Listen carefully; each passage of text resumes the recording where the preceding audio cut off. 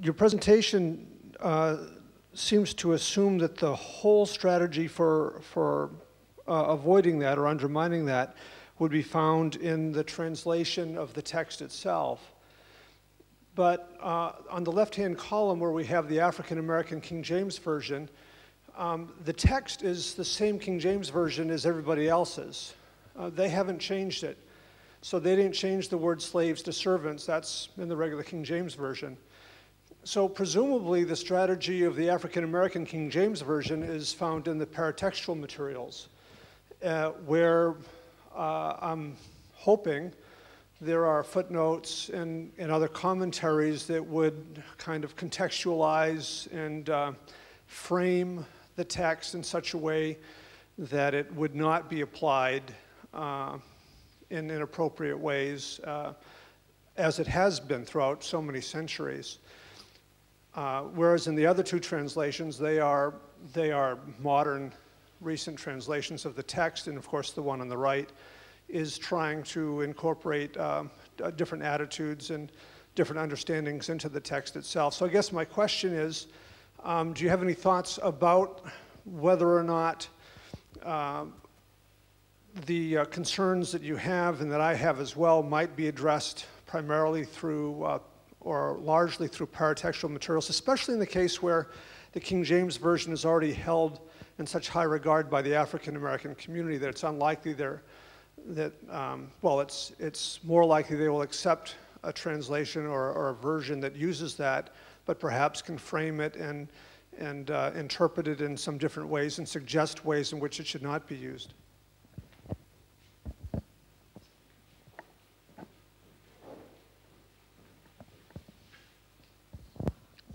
Thank you for your comments and question.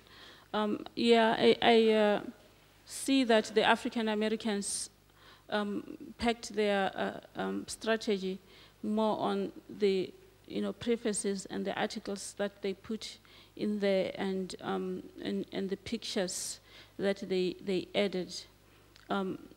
But by comparing virtually with the NTPIV, I'm also making I'm making the argument that the strategy of rewriting the text itself is possible, and I'm actually pushing the NTPIV, which amongst these three that I was looking at represent even the most radical, in terms of rewriting the text itself, So I think what the strategy that African Americans use is another strategy, and I don't imagine it will just stop here, And the point I'm making that perhaps we should not think it impossible or even unethical, that rewriting becomes part of our strategy.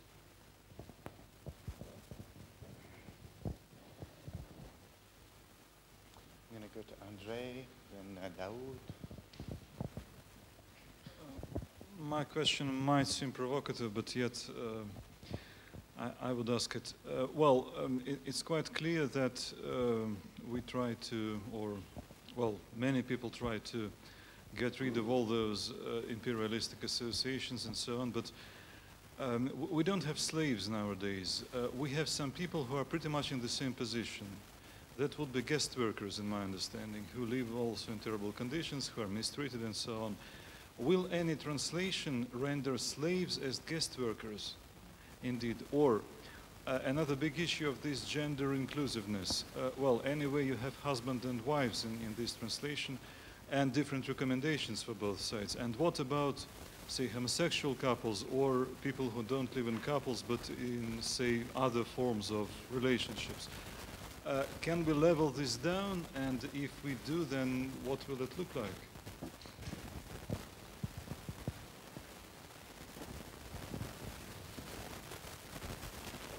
I didn't get to the last point. If we do them, the last, you said, can we level this down?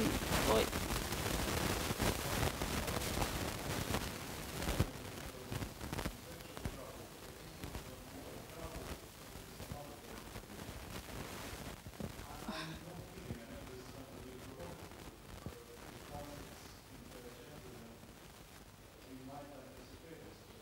Yeah, actually, I mentioned that all the texts assume heteronormativity, which in other ways, it still will be, inadequate for people of other sexual orientation. I did mention this.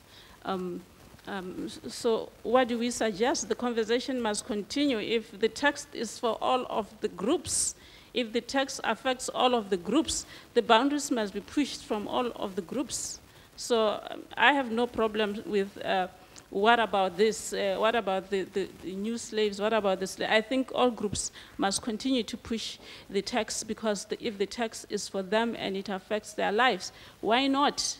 And if we agree that any translation anyway is rewriting, it's only a degree of what kind of rewriting do we want.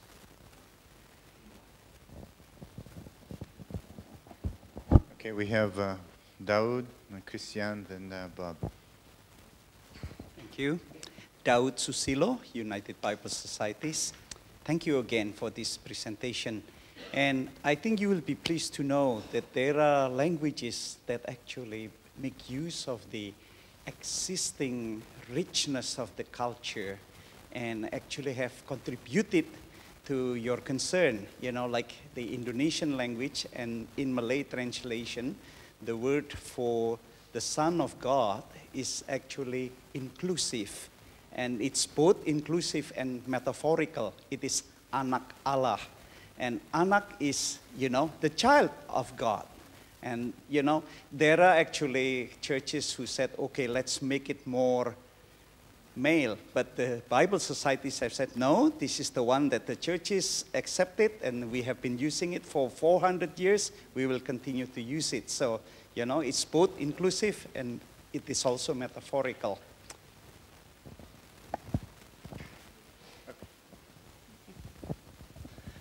Thank you, Musa, for Christiane Nord. Thank you for a very interesting and thought-provoking talk. I have a problem with historicity, because in the beginning of your talk, you sort of used faithful and loyal synonymously, which I didn't like at all, because it's not about faithfulness, actually. It is about loyalty. The speaker of the words is Jesus. He is a male, a historical person, if I am right.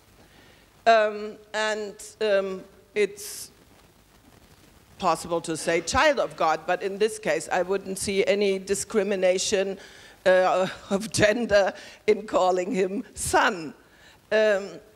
With the rest of us, of course, we are children. That's a different story. But my loyalty also refers to Jesus as a person in a historical situation who talks.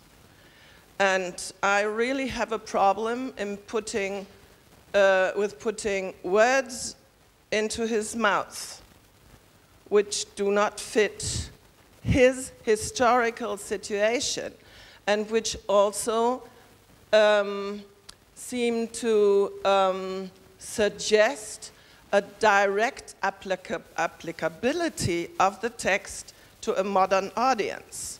That is, in my typology of translations, doing an instrumental translation, making Jesus speak directly to the modern audience, whereas I would see Jesus in his historical situation, speaking to his audience in his situation, and our job is to mediate between these two situations. My understanding of the translator is that of mediation, and this is why I probably would choose documentary translation and the paratextual environment, as Roy said, to do the mediation bit. Well, I believe that such translations also have their place, and I believe that they are actually overrepresented. So for me, it's not the fear that they are not there, but the fear that they are overrepresented. Jesus and his audience and his situation, as we imagine it, is our own reconstruction. If we imagine that the earliest gospel was written almost 40 years after Jesus died, his audience, his situation is much of a construction as any translation can be. And I agree that if we translate Jesus as child of God, it may seem, outrageous, but there are other, subtle things, like in the Hebrew, I don't know how to put this, that when Jesus gave the bread and said, "This is my body," in Hebrew, in real Hebrew, it couldn't have said that. So in English, to make it sound like that, there's a lot of translation that has, just like someone would say Jesus is child of God instead of son. So I think the point I'm making is that there is a lot of other allowances that we have already allowed, because by virtue of translation and by virtue of the distance between us and that time, that even what we call original is not actually original, because we don't have the original. The audience is a major work of scholars constructing and reconstructing endlessly who was the Matthean audience, who was the Markan audience, and that is continuously changing because we don't have it. So, yes, we can say we want to hold to the historicity, and I wish we had the stone of historicity, like a diamond that doesn't rot, so that we know this diamond is moving from A to B and it remains as it is. But I think at the end of the day, it is an ideal that we want to hold onto. But really, the facts on the ground are such that this ideal is just nothing but that, ideal. So my idea anyway is that I think the kind of translation that you say you want, we have it. So I have no fear that we don't have it, because most of the people, strive for this. It is overrepresented, in my view. So what I am pushing for, or in this paper that I was pushing for, is that we need other translations as well, because yes, I may be trying to be faithful to historicity, but this text is not just history, situated there and remaining there. This text is also here and affecting our lives. And anyway, why do we translate it? Are we translating it for the historical community? No, we are not. We are translating it for the people here. So if the translation of slaves obey your masters has historically sanctioned, the oppression of people, real people, and people have died, if the text, "Wives, be obedient to your husbands," have meant that many women have been battered and even killed because of that text, I don't believe that we, the biblical scholars, what we call the sacred text, we want it to be an instrument of killing. I almost went to Matthew 25 and said, Matthew 5, where Jesus says, "You heard what was said, but I say to you." You heard what was said, but I said to you. And said, what would Jesus say about these relationships now? If we ask Jesus, in the light of history, what do you say about this relationship? I am sure that Jesus would change them, just as in Matthew 5, he changes, those relationships that were there in the scripture, and he's quoting from the scripture. You heard what was said, but I'm saying to you, you heard. So if we are translators, I do not think we are faithful to a text that is supposed to serve as scripture, to serve as a text that must affirm people for who they are. And our translations sanctions their murder and their oppression. I think there's a fundamental ethical issue in there. So for me, I want this type of translation, just as we have other translations that we call, commitment to historicity.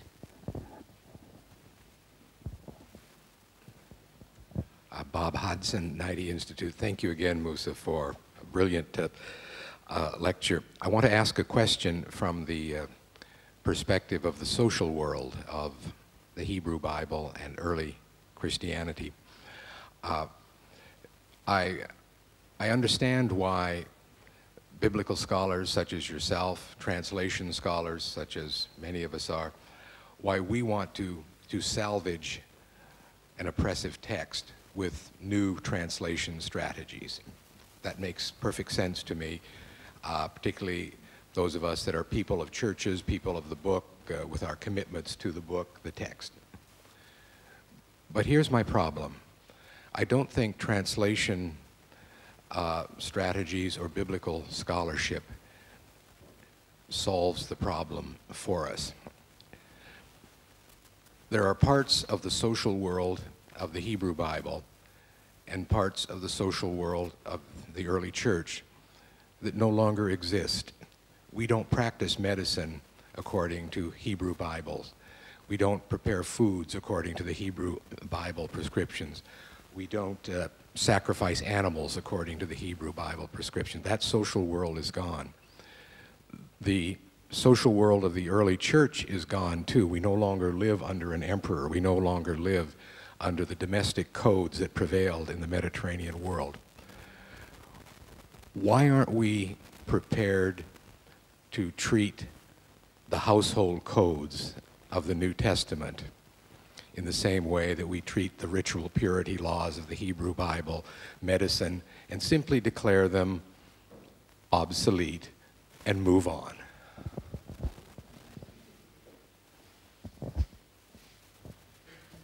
I think that's very interesting.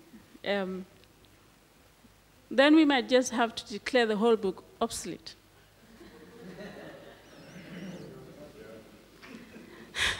But I guess the whole reason we are translating it and retranslating it and busy looking for money everywhere to do other translation is because we are saying this book is not just an ancient book that is so different from us. Rather, this is a book that people in their daily lives must live according to what it teaches. So I agree entirely, that certain things are different, are absolute, but still the whole reason why we translate it and are still committed to translating it over and over is because we firmly believe. So I don't think, so in a way you could say, yes, there are things that are obsolete that we ignore, but there are things which very much affects our lives, and the whole reason why we translate it is because we are actually encouraging people to read it and to continue, So this is not just gone, or obsolete to other people. There are actually women who are being told, obey your husband, even if he's a harsh husband, even if he's an abusive husband. There are people that only about a century or two were still being told, slaves, obey your masters, even if they are harsh. So I think if we agree that it is obsolete, then we shouldn't translate. Because the reason why we make the scriptures, translated to other texts is because we believe, we want people, we are busy, not only in the Christian world, we want to translate to Muslim world, Hindu world, non-Christians, everywhere, because we believe, whether they have scriptures or not, we believe these scriptures must be the ones that they must adopt and use in their lives. So I think we have to own up that this text is not just ancient and obsolete, it is still very much used. Like the conflicts that get promoted, it is being promoted daily. Vanamala and then Mines. Vanamala from Bangalore, India. To continue with this debate on history and the social world and the relation to scriptural texts, whether it's the Bible or any other scriptural text, does not exist even today in isolation, but there are a whole lot of iconographic other representations. And Professor Dube mentioned over-representation. It is very, very true. You know, like through painting, through music, through art, everywhere there is this representation. And the God in the Bible, Jesus, is a male representation, you know, like.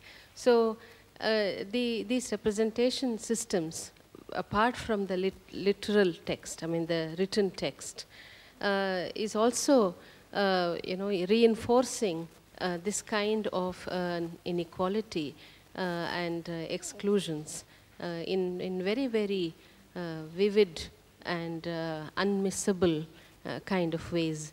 And therefore, I think the change has to come from every direction, and we can't just run away and say, no, we don't have to do this kind of thing.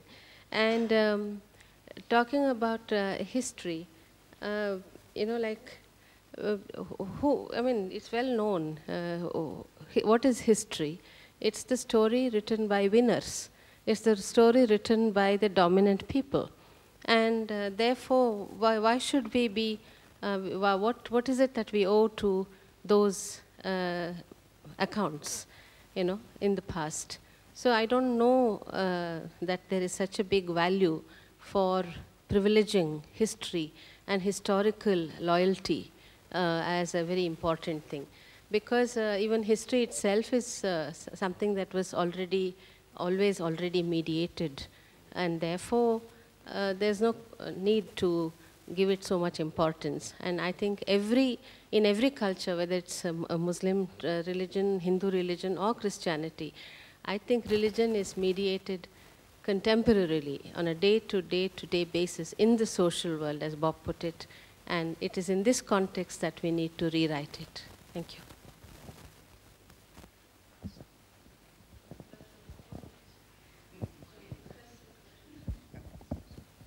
I don't know if this is a question or a comment, but you'll let me just stumble along and try to say what I'm trying to say.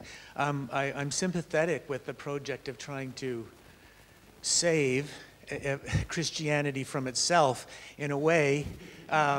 You know, you're sympathetic to Christianity on the one hand, and on the other hand, you're sympathetic to modern canons of postmodern thinking and deconstructionist thought, and some kind of universal ethics, which I'm not sure where you're getting it. But so I guess I don't think you go far enough. And the problem is much worse than you're making it out to be. That the texts in the Bible that you want to deconstruct for these various reasons, and the other texts that you like because they tell us something about the Son of God or something about God that we actually like, are not as easily separated as you're making it out to be. And in fact, you really have a problem with the text itself. And these debates were already played out, you know, all through the 20th century in the Protestant theology. So I would say, rather than remaking the Bible continually in our own image and for each modern period as it unfolds, let's just have the courage of our convictions and reject such a colonizing, oppressive, and patriarchal religion. The relations of owner to servant, not so much that one, but husband-wife relationships are actually theologized in the Bible. You know, justified in terms of Adam and Eve and a whole theology. So if you're going to, I don't see how you can just reject part of the Bible, the parts that you don't like, and then want to keep other parts. And it remains to be seen what oppressions, injustices, slaughters, genocides may still result from modern and postmodern positivisms that you seem to accept so unproblematically, as if there's some kind of ethics out there that you can actually refer to.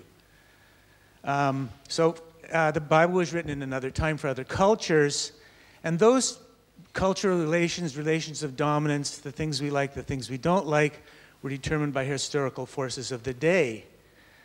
So rather than just maintaining the form of some religion that you don't actually like, why don't you just reject it, have the courage of your convictions, and invent a new one that you do like?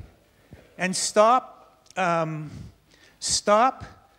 having this parasitic discussion on Christianity and go ahead and do what it is that you think is going to work, rather than continually having Christianity as a straw man that you hit and beat.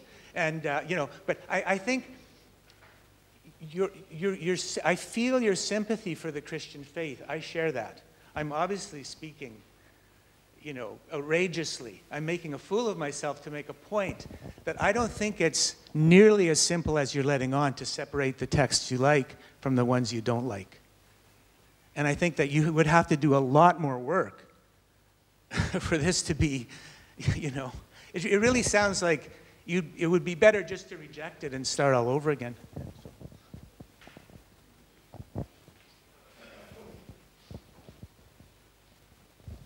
Thank you very much for your comment. Yes, of course, in 1 hour, I couldn't deal with the whole 66 books. And maybe that's why I'm a biblical scholar for a lifetime. So the debate of rejecting or not rejecting is almost 40 years old amongst the Christian scholars, especially the feminists of the Bible, you know, whether the strategy should be to reject the text if you don't like some aspects of it. You know, that is a debate that is very old, and I think is not even debated. Those who were rejecting the text did leave the church, and they made a symbolic walk out headed by Mary Daly in the church. I think that was in Boston, you know. And those women who rejected the text and went back to look for other indigenous forms of faith, you know, looked for the goddess worship and resurrected those, you know, indigenous faith beliefs are an important part of this discussion that we're having. But not all of us walked out. And I think it is very important that we don't walk out, that we remain. I'm a Christian, and I remain in the church, and I remain reading the Bible, and I need to remain here. Because I think a lot of patriarchal guys would rather have us just, why don't you just go away, Musa, if you don't like it? You know, because then it can be proclaimed without anybody raising a voice of, you know, objection. But a number of us Christian feminists who are very much agitated, not only feminists and people of other sexual orientation, you know, black people, we were colonized by the Bible, and I'm not living. So it's not a matter of rejecting. You know, in my book, I begin with a story. When white men came to our land, when a white man came to our land, he had the Bible, and we had the land. They said, let us pray. At the end of the prayer, they had the land, and we had the Bible. So it is a very ambiguous, painful heritage that I hold in my hands. And it is not a matter of joke that I remain a Christian, or playful joke. It is indeed painful to proclaim myself a Christian and to be a woman who sits in the church and hear it preached that I'm nothing. So we have to remain, because I think those who want us to go, they want us to go so they can maintain the status quo. But we remain here to problematize and push the boundaries, that if it is God, our creator, then we are all created in God's image. Thank you.